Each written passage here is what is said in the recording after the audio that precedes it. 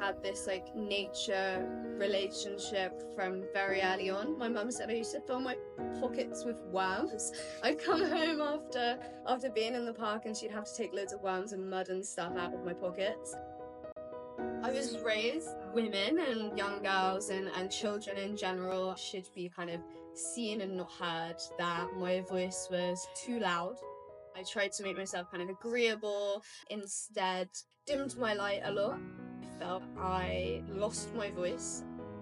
I developed this awful anxiety about everything. I couldn't get out of bed, I couldn't get on the bus, I really struggled to go to school. My health and my education suffered quite badly. I started Youth Climate Solutions originally as a research project when I was 17, 18.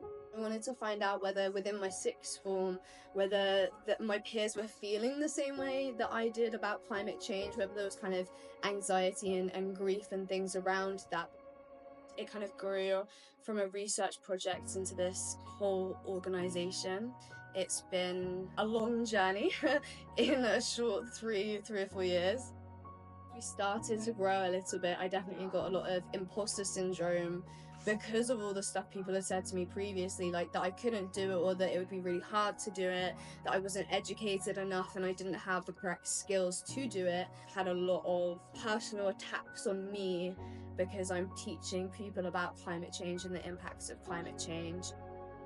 We were at Norwich Science Festival this year. A man without any children came into the tent, up to my table, and he started shouting at me very aggressively. And he asked me how many women died on the Titanic, which I thought was quite a funny question. BBC Radio Norfolk actually reached out to us. I think that was kind of when I saw it all come together and saw how big it had gotten. People that I know from like high school and stuff that heard it and messaged me like, oh my goodness, look at what you're doing, was really nice, and that kind of recognition that we had so many people behind us.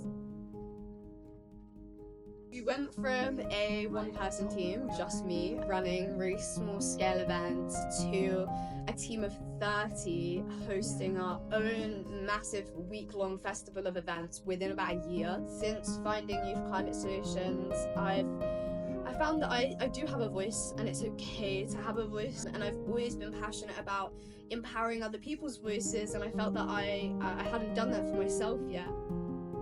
The climate movement's framed as a future issue for young people. It's not a future issue. It's not something that we can kind of wait to tackle.